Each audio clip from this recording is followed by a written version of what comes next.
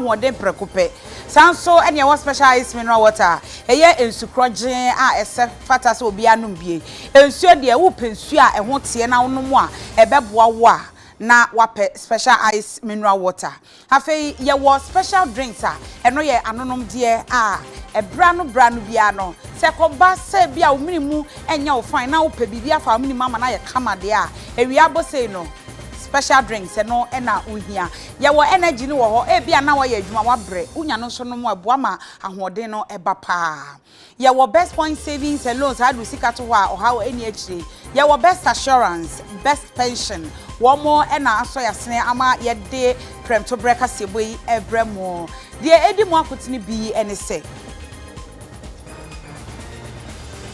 COVID-19 nano ada mampanyi bekasa ye ne kame ye se enkrofo nheda entiase enti enchechiremu efri osafo a wo hwe amaneboso aba wono aheda chiremu ye pa e bia na obi entiase se tabono na ye de atoto miamia bi no e bia na obi ehu se de esi ko na afenchiremu no etumi aba edom kuma aba no dani se wo ka kire mampanyi ne na ban se appointment na wo ye no e wo say be piemu wo mrahye bedwam ni kwan se ensantrofo na ebo mrahye bedwafo amane e wo say wo momom no munya no mo de aba na afei anka Ghanafo nyina ate na we de adane eni nti omo hwe no munye de etene se de mra no esi eka no yakwa asante mantamu a krofrom ofori krom e kame ayese school dan kwada egu classroom ho no e dosu papa na COVID-19 ya yese ya kun Dien ena yeye ede afa ho eno so yebehwe na yakwa kokamu ensem se yakwa amanhodo so ensem a na World Health Organization akopiemu ewo China ni nyina ye vaccines won sensem ene nkomodie sign na esi yakwa akopiemu ewo ho ensem bi eka ho na mede bra mo wakasebo emu midi ede Akosua Sarpong afi kasebo no emu ensem eni Edom kuma wonum ewo emrahye bedwam na wonum ekasa wachese na no ada se de mampanyi ebobo enipa a woyi womo ene omo ababaye adwuma wo efie na ye edi nanimu yi eya emprepi no ansa na bedrum rahye bedwam na krata mpo beba beda ho no na Ghana di hye nyina ate esanse di kan edru ensentro adwumanim e ma ye bo ho dawre bi okra social media e no mukoko hu no de no e na onumunyamfo Haruna Idrisu chese enye sa na ye no ye hwe se de oman mamra esi etie na article 89 2 ho no chese agisem na hye ebi ti se na no ada Council of State Members yi wo mo esesi ye yi wonom no e no se bia ye hwe na ye yi a e wo se ye yi ankane Chief of Defense Staff baako na afi yakwakoyi ankane Chief Justice baako na afi yakwakoyi Ghana Armed Forces panyini baako ana yakwakoyi Inspector General of Police ankane de obi a waye adwuma no awie no ne akoyi eno so baako ne akeka kan bomoa ne yede wo mo aye Council of State Members na Constitution no article 89 2 ho no se de esi eka no wo se be pie mu wo mrahye bedwamu ansa nanso we de e ba ye no ano na ensantrofo adi kan ate ansa na omo mrahye bedwamu omo etie na nya saa na mamra ne tie ito omo hwe na omo nye de etene. Mr. Speaker, may I with respect refer you to Article 89 of the 1992 Constitution, because there is some publication in the media, particularly social media, of the Communication Officer, Office of the President, Eugene Ahin, purporting to announce the appointment of members of the Council of State in accordance with Article 89 of the Constitution. The Speaker, ideally, he works for the executive, but we want to caution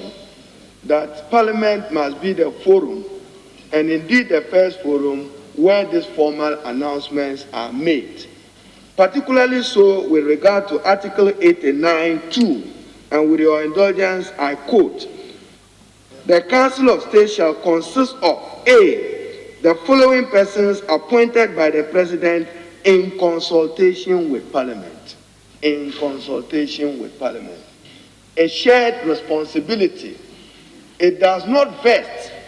only in the President the power to appoint, that he must do so in consultation with Parliament.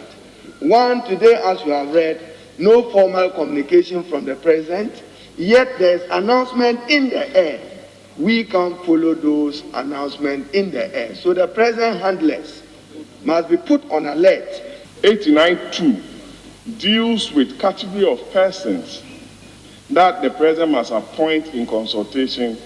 with your good self and the House. And 89.2D were the names that he's seen that the president has released to the public. And they are not within the category of persons that the president ought to consult the House on. The nominee or the president of the National House of Chiefs, there are procedural steps that the president ought to follow. And I don't think the release that the leader so mentioned is affected by any of the provisions in the Constitution. Minority leader has done is to draw our attention to a publication issued from the office of the president. That publication conveys the intention of the president to appoint. And so it's proper that we do this consultation before we go public. That is the right thing to do. And that is the letter and spirit of the article 892A. The rest, the president is not bound to consult Parliament. And in that respect, the publication with regard to 892B is in the right direction. But with 892A, I think the office of the president got it wrong. And I so direct that this be communicated to the office of the president. Ave ye kwakopie mu ewo Bono East Center for National Culture for akwakopie mu ho wo kire se de COVID-19 yade no aye no e kame aye se nipa bi wo ho a wo mu nim yade na bose wo mu nim se de sitie eti wo mafa to wo mu so se wo mbebo dawura mo manfo ate ase na ni nyina no mo kwa wo mu ekokoye play ahodo nyoma ahodo bebre no fa so e de kire o manfo. Jumadie wenu ne fapem ene se yebeboa ne ahwe kwan a yebefa so akon atia coronavirus na enje ensemo na afenso yaboa school sahodo mpotembo no mo na omode mra ne hye yefa coronavirus ne ho aye adwuma kwanchefo panyina wo hwe echi Dima Center for National Culture owura ansu Emmanuel ene UTV edi nkomo kire se coronavirus ne nyade yentai aba no ochi na yenko entia yade no se wo kire obi ade na odi befa yihye kwan so no ayade a ordinary hunu na ordinary so eti enti ema enchechire no ekoso yie chen se wanfa yichire anye enti yebehunu se emre nyina nipa no ebedwen COVID-19 ho no na yichire no aba na dwenem ana aba na ni so a ebetimi ama no abo no ho ba abre nyina ni se npo obetimi a kire yichire no mu a kire adofo ana ni nuanom ana ni fiefo na ekoba ne sa ebetimi ama ya faso ede atu yare na sekrakra ewo man mu askuufo no aya na onfa niema bi enye seriousness na ewo mu no nti na epese ye ne omudi nkita ho mra no na mpembia no obekoso na wa hyehye won nose masks no. Cosmos Ajiman wono ene ye disease control officer ewo Holy Family ayaresabe anim ono so ekasaye COVID-19 no ya record cases bebre as at now ya kasei ya wo beye 819 cases are recorded and active cases ya can CCI 18 cases ana oba teacher my mamu there were 315 cases from March as at today and active cases so I 8 nyina mu no nempa 14 awu ɛwɔ bunu is nyinaa ana teach my mind mu no mempa 7 awu ɛwɔ saa covid-19 wei yale bia ni ho yale o wa ka me ba kura ka me hye me de bra we de uni ma mbofo edi machi uni ma mbofo nkonkono edi machi aja coronavirus enye honhum yare o enye honhum yare na no mesrem enye honhum yare eje hunamu yare a tumi ka obi bia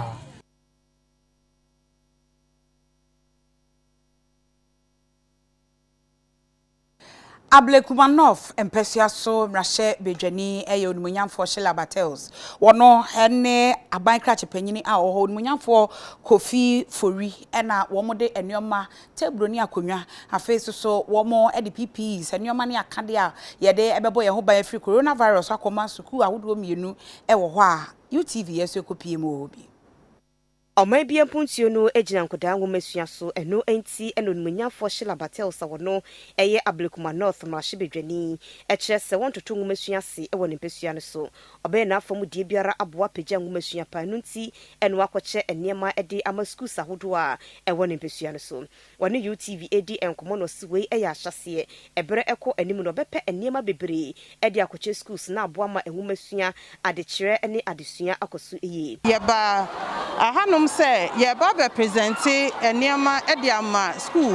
schools ewo Ablekumanov municipality no sene yenim na adesua de ehu hia yempa na yenim se eno nso ena edi mpuntuo ebeba se yemma ebenya nimde etimi akọ school edu echire ni nyina ahase ewo basic school nti eduru ho na esese yenso yeye ne yebetimi aye edi support schools no sene yebeya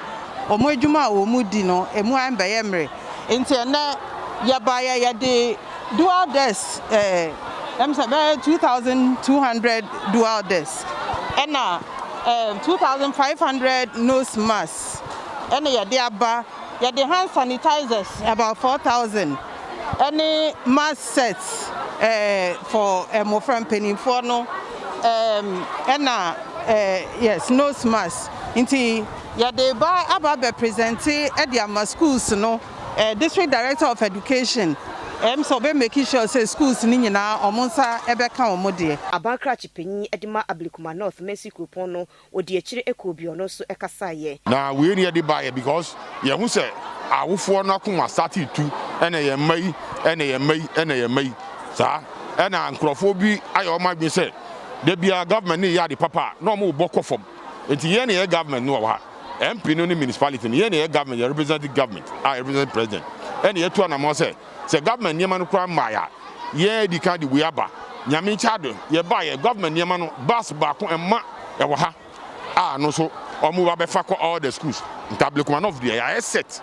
say e be nkwara no so ban kwanchefo panyi ohwe nwomesua so ewo mpesua ne so enso smode etu edwa eni no kwasem ni mu wa wode abo ye covid mu e bebre enti na di ye ne a wo ye de ato aso medama si bebre na me hya mo boss niama mo de abai ye age na ye besom de bedi dwuma ama Ablekumanov hade ya bɔ mofra no ho ban me san gina so aka kira wofu nyina se mofra no wo school a wo wo yensam na yenso ya ya krado se ye behwe wo yiye enti woreba niama esese wo ye won koso no won model yenso ye koso bɔ mofra no ho ban san ye be ya enti niama edi nije no opepam na meda wan asibebre se ebe boa yen ama ye adwuma na ye na koso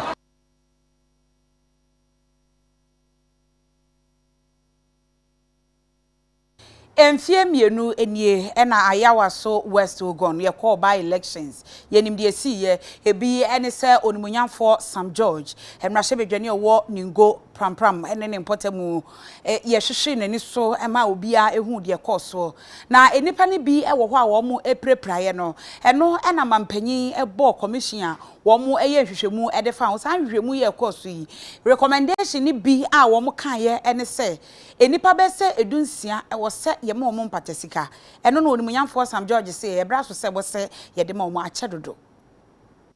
Ebra na by election Akosua ya waso West Wugon abato mpesua ne so no mente me ho asene pinche by mebi eprepraye aban epa obidoko so munye nhwemu ma no disem no mo kire se wono mo aprepra no yempempatesika emfama won enti ebra Ghana mrahye no ekọ asetena no ena onmonyamfo Sam George ningo prampra mrahye bedwani epretu mu se aban entua empatesika nti wontua na wono mo eprepraye no mo enwu se ampa omo so enya bibi efrimu. For me to stand in the people's chamber 2 years on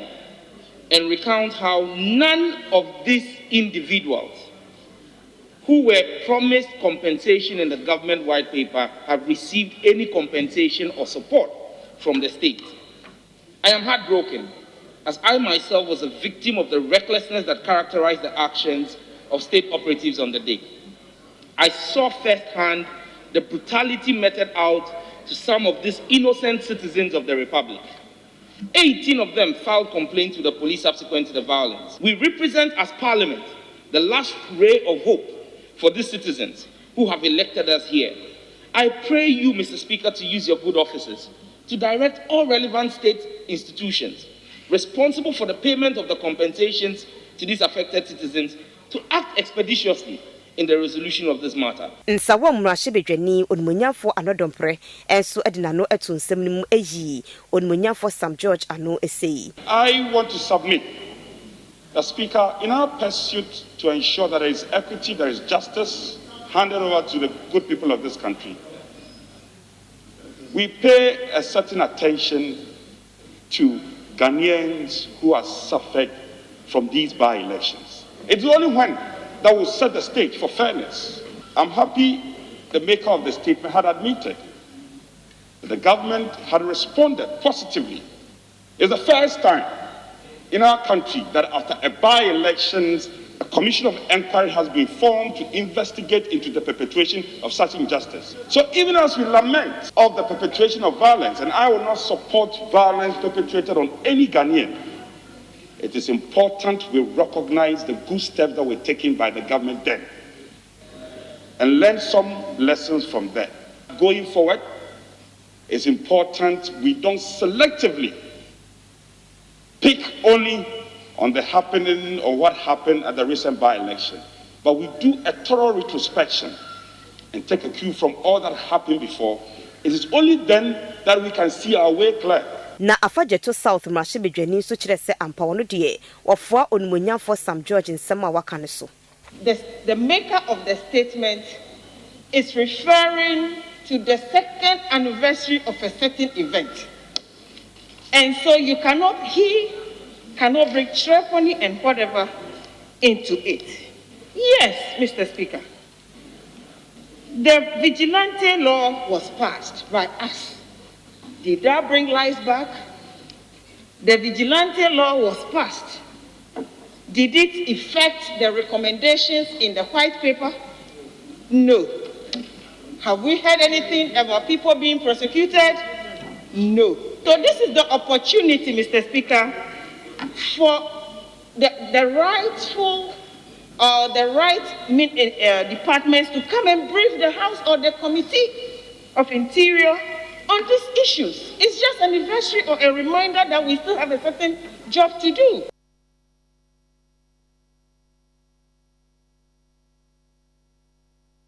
Ghana Health Service empanimfo de ababetu edwa se ye kapa na enipa a womrenya COVID-19 a womo ewo ayaresabia ahodo ebi etese Gan East Hospital, Infectious Disease Center eno ewo Pantan, La Palm Isolation, Police Hospital, Rage Hospital, International Maritime, Nyaho Hospital, Hafe Tema General Hospital, 37 Military Hospital, University of Ghana Medical Center, and a Lekma Hospital Isolation, ene emiam yahudo ni nyina no wo mokeka bomo ya hanu ene aduokno en 294 na wo mo echirechiremu a wo chese wo mo asese ye beka se ye critical condition wo mo de na no eden pa no ye aduasa en 34 ɛna afei so ye ka omo de no asɛ aye no phone no ɛno ɛyɛ ɔha ne aduonu mienu we nyina no Director General Ghana Health Service Dr. Patrick Kuma Aboaje ɛna wo kyerɛkyerɛ mu sɛ sei ɛna akwakoduru a wo mugu so ɛkonkoden ɛmea ne bi wɔ hɔ a aye ma sɛ de da bia ya ayɛbɔ mamane no enti wo kyerɛkyerɛ nsɛmu ɛkyerɛ nsɛntwerɛfoɔ. For the 30th, we recorded 772 new cases from 53 districts in 10 regions. Greater Accra reported about 84.8% of that. It's accounting for 84% of the cases that we have. Of the new cases, 554 came from only 20 districts. And Ashanti recorded 97 new cases in 13 districts. And Oforikrom, which is a more or less a coalition center for testing, seems to be reporting a higher number. Eastern region had 9 new cases. Western 25 new cases from Sekendi and Wasa East and Ahanta Jomoro also had 1 case. Upper West has 16 new cases in Wa alone. Volta reported 25 new cases in Ho at 10, North Tong 5, Pando 1, Keta 3, K2 South had 4, Central Tong had 1, K2 North had 1. And Upper East also reported 7 new cases in Bogatanga. The Upper East one is from contacts of the earlier cases that we found in Bogatanga and Nabrongo. Northern region also reported the same period 34 new cases, 11 from Sanurugu, and Tamale Metro reported 23 of these cases. We have 1 case from Sefiyo also in the Western North, 10 cases from German South, Wenchi and Doma in Bono, and the airport reported 3 new cases for the period. The remaining 6 regions did not report any new cases, and these are the OT, Bono East, North East, Savannah, Central, and Hapo did not record any new positive cases for this period of our report. Total case of admission is so far, those on admission, is about 294. 34 of them are critical, 122 are severe, and the rest are mild to moderate cases. So the number of cases on admission continues to go up, and that's an area we need to be more cautious of, and we appeal that people should come in early so that we can catch more people in the mild to moderate stage before they move into severe and critical, which is critical to save their lives. Nano kwesiada ebra mampanyin de nsem etu edwa efa COVID-19 update wono ensem ne bi a wode etu edwa no se wode tabono atoto enioma hudo bi sinti nkrofo keka se de yen ya hyehye ye wedding yen ya hyehye se ye be yie ene nioma bi etesa no na ye de tabono atoso ana na nkrofo ntia se yie se ye se mo obi anware mo obi anya yie eno na osofo ayi no se omra na omehwe amane boso no nyamfo kodwo opon HSA yesi yie yesi ware ne mo menhyehyɛ kakra da ho yentie se de ne nkyekire mu ni sitie. A lot of the recent positive cases can be traced to social gatherings. These are people who go to events, first of all wearing their masks, their temperature is taken, sanitizer is used. And then at some point in the event, they will sit down for food and drinks and take off their mask and start chatting and engaging, and droplets will be flying from somebody's mouth onto somebody's, plate or whatever, and will be floating around. And before you realize, people are getting cross-infected. That is the reason for which social gatherings of that nature have been banned. So, for example, you'll notice that the president did not ban burial services, because the activity of burial, we actually encourage you go on, so that you don't have people's mortal remains, piling up in the morgues, etc. The activity of burial, so the burial service, the one where you take the body, most likely to a church, and a prayer is said before they will go and do the actual burial, that one is not banned. It is only limited to about 25 persons. So a private burial or a private burial service is not banned. What is banned is the funeral, where typically in the Ghanaian community, we will all gather You see a long line, shaking of hands, announcement of people, then they'll call for a song, people will come and dance, then there's lunch or dinner, food and drinks, alcohol. There's a little party associated with it. That is what in Ghana typically we refer to as a funeral. That is what is banned, because it is that aspect that we notice that there's that high risk, and therefore people are being traced to similar activities that have caused spread. In the same way, when it comes to marriage, the president did not say that marriages are banned. The president didn't say that. What the president has said is that what we call in Ghana the wedding, the full-blown wedding where you have a big party with reception and people dancing and people eating, sitting at reception tables, etc. That is what has been banned. We've got a lot of requests about, so what if somebody's having a church service, a normal church service which is allowed, and they choose to bless their marriage there as part of the church service and go home? I'm not sure that has been banned. That has not been banned. The wedding, the full-blown wedding with its reception and all of this social activity associated with it is what has been banned. So we're taking time to explain the rationale so that we are all guided accordingly. It is in that same spirit that parties and I think concerts and related activities which put people at risk have also been banned. Afeyenko asante mantemwa na yekupiemu ewo emrahye bedwani a wo bantemo nimunyamfo Francis Asenso Boache na wakọ ne mpesua so akọ project ahodo a ekoso ewo ho no ankasa tutu anamo akọhwe se ekoso ana enkoso die ntia saa nyoma ni nyina no wode nani akọ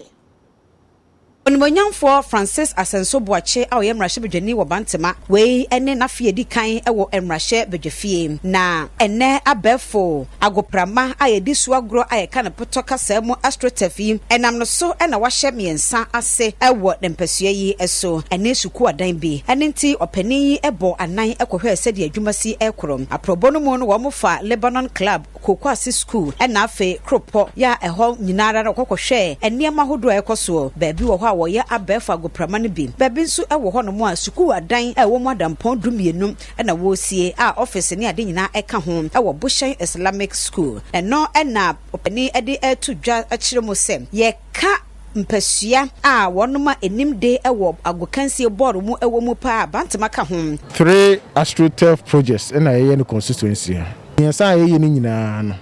contractors no ama ya tia se enche bia no omo be wie ye tete no na ye bobo apa even Kumasi Asante Kotoko nipa be brain na free bantema constituency akobobo Kotoko kusafo jamfi principal ku kwasi apia no kra akobe kochi blasters omo nyina ahaya na tete omo nyini enso so kudru me bi na yenya ba bi kra mubo eno ne enam so a yenya akofri GMPC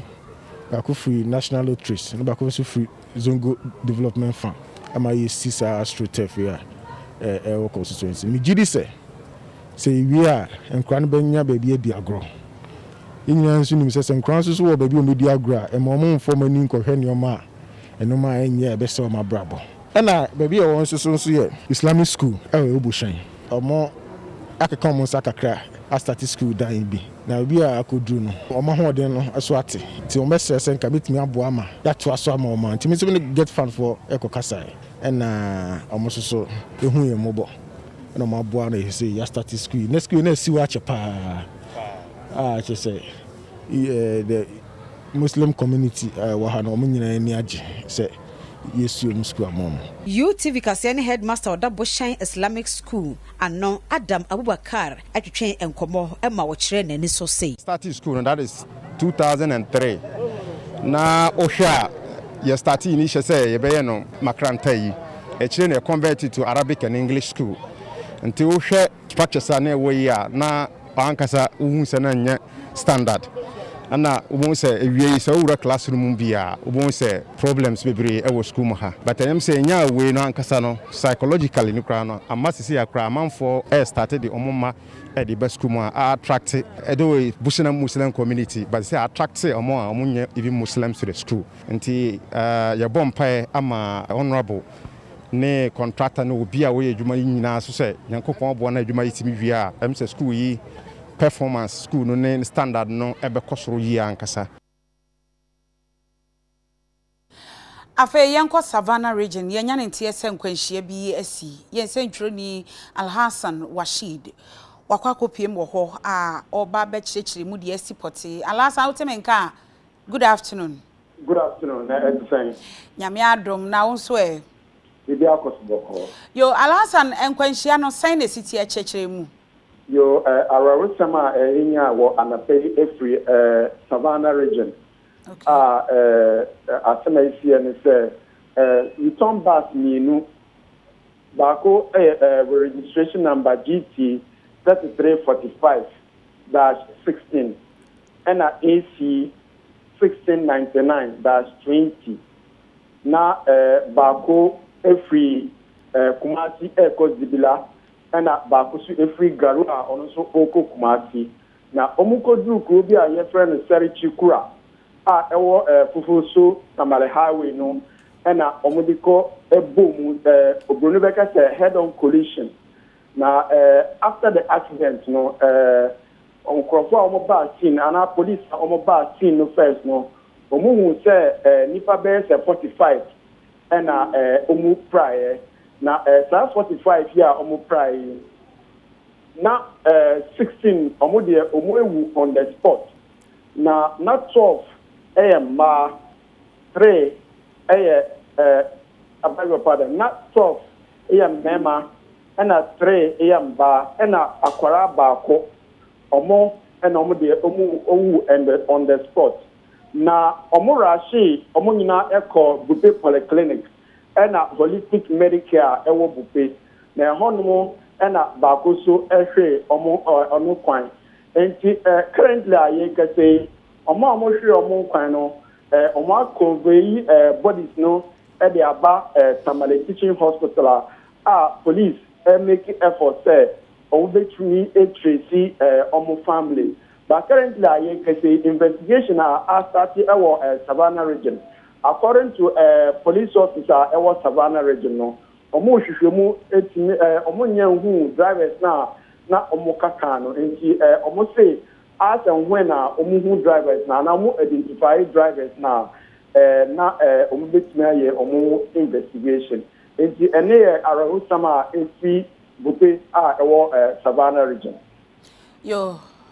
Washid yebeda se papa yenim se de besi bia no de ho amanebo ebebra busuafo we Savannah region arehosemo esimfo nyine se yenim se eni enyan momfa ncha ya na ye pesem hunu de esi ankasa ebinum so kasa se de ya na mfonyini ni sitie no ye omu hunu enu nti na ma ne basa nti se obi didi anase huntimi nhwa wadaro makobasa na wayi weni e de afri ho ama busuafo sabre Supreme Court mpanimfo wo mokọ ahomegem no masan aba enu nti ye bekọ yenya ntie se Mami Jane Mensa wo babet na se na ono so abato komisa adansidie a wo e won nsem ade akopiem ho no watimi ade nti yenko Supreme Court na yenko hwe nsem a ekoso e wo ho.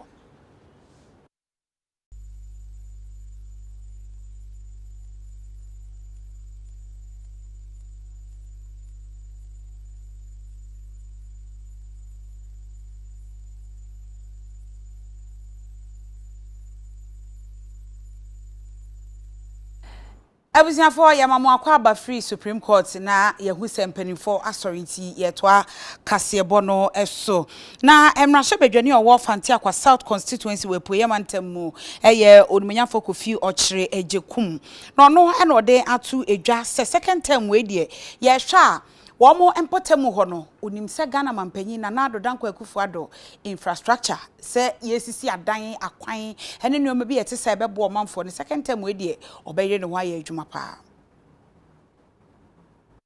Akwa South ene Abankra chipenyi no mode asobo foma yeba besi community deba center wo nsutem na afenso yesi school dan ede amankramofo school na wo nsutem no na mrahye bedwani onumonyafo Kofi Ochire ajikum ene UTV din komo no se ebere to so mienu amampanyi Akufo-Addo eba bedi ade obehwe amampuntu akoba bia enti Ghana fo yenta na ochi. In fact, most of the projects now me am common fund.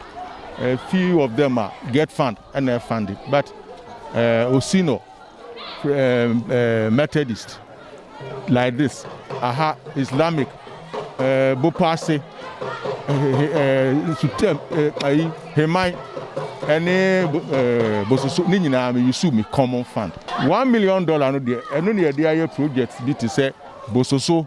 police station. Say ye bia no uba ho bososo police station. And na yesi 3 toilets. 3 toilets are the about 3 water systems. We call in Yamanchinya market na ho no no yesi no foforo $1 million no bi na yi. And na sisi ya start ya YDBC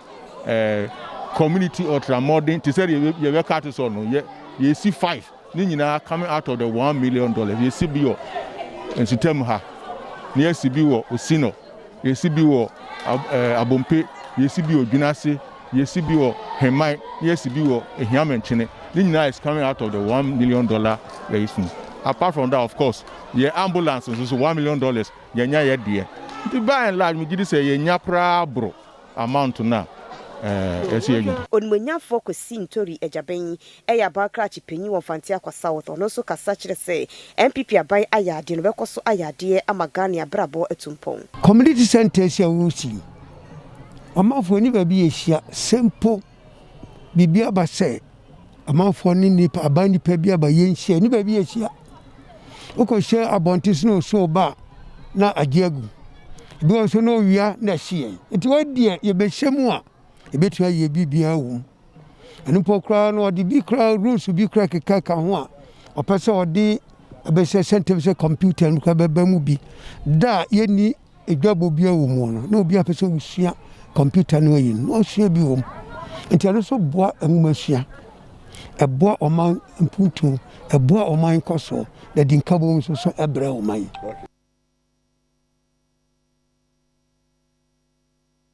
MPP Assembly Members Kokosa wonum ewo Asante Achim Central womu ye emakomako aduasa enum na womu kire se wo hwe womu nuanom Assembly Members binum a womu de pressure eto na nado se MC no wo ho no won sanmra bio no a womu kire se mo obi anfa pressure nto na naso wono anim se wadwuma no wo ye na ya na nananka se wonim se wo ye na senya wonim eto mu nyai se womu de pressure eto na nado danko akufu ado so se won sanma MC no sanmra bio yato abai ewie ekopie mu mensina hodo ewo Ghana ha obete no amanfo bi abo mo a mo kasa se ebi aban ka chepanyi ho mekire metropolitan municipal and district chief executives ebi aye peno mampanyini ensa aman trance ebinum so obete eso mampanyini saa wa na mu senior was amansini de yempene eno a na ekoso na eno bi na akopie mu ewo Asante Achim Central emra assembly members bi eka omo bo ma omo ka se aban ka chepanyi ho no no eno omo peno eno ebeto odwa na assembly members ni bi so a omodo be ye duasa so akan bom a na wotwe awie so omo ye nsamtwefo nhyiamudie ena omo de aresrede de to Ghana mampanyini anim se mampanyini ankasa nhwe no nhwe nipa a wose efata na se binum se omo pemu MC anase DC anase omo empene de ma omampanyini entie sa ansem no ye pese ye kire ya adwene fa nsantwefo nhyiamu bi a assembly members nan bi ye fa power omampanyini be power aban krache ewo ye mansi mu ha no na de etini se assembly members a make us dodo ye aduasanu I am presiding member e kan yen ho enhia enya adwene da ese ye betai ma Susan Akomiachi enti no se nipa bi atenase na wo nwa ye nsentrefo ahia mu e wo yen di mu a na sese ye babonten e ma manfo nyina ne Asante Achim Central fo a mode pressure abaye so say adan na ya take sa decision no necessary e babonten na ye beyi ano na yen assembly members na ye assembly holiday the person ye can say article 243 of the constitution of the Republic of Ghana e can pefe say to me a ye de power mansi krache no e wo omampani Nana Adodankwa Akufo Addo nsem etia de ye wo atwenyem se nipa bibire bia Nana Akufo Addo nyansem obe power no edina blayen wa ha no yen assembly members no yen so ye beji se nipa na tu assembly members ele yi wo mo ana so mo to wo so aba na esan se eye appropriate no ensese assembly members no yetumi free plekope ye ko endorse wo bi enti saade na enuanom di kan ye no enye ne kwan so no o he caption na o say assembly members wa Asante Achim ana ya endorse ye mami Susan Akomia obi ana ni problem ya to aba wie ye hwɛ sɛ aban no be appoint obi na ɔde naba ne nyina ya to aba ama no enti entwa ye sɛ yenso ye bɛkɔ na ye declare stand sɛ ye ta nipa ba ko achi because nipa ye sɛ ye ta na achi no saban na amodidi no kɔbɔ nipa foforo di a ɛbɛde na dwuma no atima kɔso Asuyeye a ehwe nuane ani kuaye ensem so womo efiti ase ama National Fertilizer Expansion Program no waba beye ama eho asem ene ede to aso Ekwan yakuafo befa so de fertilizer egu omo no bayase ene mpenifo de mfinhie num hyehyeye ato ho a ene omo ada no wadi no na omo de fertilizer expansion program so aba beka ho na eye asoye ehwe nuane ni kuaye so ene ekua wondin ene Alliance for Green Revolution for ena aka bomo opanyini kwankyerefo ye nhwemu ede fa no baye ho ewo asoye ehwe nuane ni kuaye so akachi owura Seth Osei Akoto ene UTV edi nkomo kyeremfa so dia ewo dwumadie ni mu na dwumadie a yedi ye ka fertilizer ho asem ye hu se ekuafo no ba na omunye fra asase so no eswa enti aban ba so na akufo ado aban ba so no odi hye ba fa ye minister Dr. Osefri Akoto so ye nhye bebre se ye pese o man kuafo adwuma omudi na ekosoro na de na ebetima ye afa ho enti hye enoma kakra beguo apono so da ba ko edi mu atentima ne se ye ma akuafo abapa omududua ne asa momo fertilizer efre no de o ya asase yi ye de ma akuafo ebo no yateso se ne be ye akuafo o mamu nyina no bitimi enya bia yi kua no na afi mfudie na kosoro na ma aduane aba eno ho adwuma na ne ye hia ye pese ye nhye no kɔ nanim se medrum rebi no na fertilizer bo abafom ama akuafo atimi ato enya aban na beso akuafo asene bio na mu kodwa so a ye nhye se be ya fertilizer beba o man mu na bebu na ne bo no beba fom na akuafo atomato eno ho hyiemu ne na owura Foster Kwame Boatin eye West Africa Regional Head ede Emma Alliance for Green Revolution wono so nsem eni yesi nyansa ni ba ko fotrim enti yesi obia kuaye ho adwuma bia wo ka ho omra ne ntoto adwene na document ya ye nhye kina na bi obi so adwin bi ode beta ekire ne betima ye ni ya ne aye ni ye tie free ha ya ye bi otamale e bi okumase ena ne ye wi won kran ye fin kran a afei ye beko na se bedwam na omogitum a na afei aban de di no dwuma na fertilizer bo atimi aba fom enye fertilizer ani fertilizer kanen na fertilizer bia na de egu afu ase nenso udua mo a ye hu fertilizer udua ebura ye hu fertilizer abodi mu nyansa perform ye hu se fertilizer bia ani dwuma idi enu nti e basa abema akuafo adwuma apeja Abusia ye nyina we sonye aboafo nkrato emra ye ba ye de agudie mu nsem ebeto aso Romeo Drew ebeba